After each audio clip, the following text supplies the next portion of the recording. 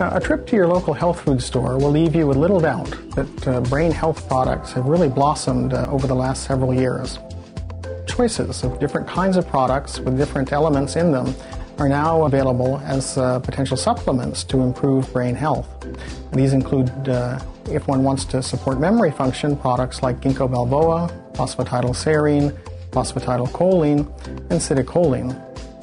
It's very difficult to distinguish between the different bottles on the shelves. However, from a biochemical perspective, our experience has been that products like ginkgo biloba, phosphatidylcholine, and phosphatidylserine are really very narrowly targeted.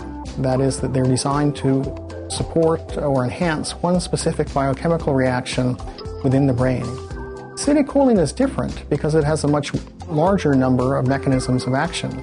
For example, the choline in citicoline can get into the brain and provide support for the synthesis both of acetylcholine, a critical memory-related neurotransmitter, as well as phosphatidylcholine.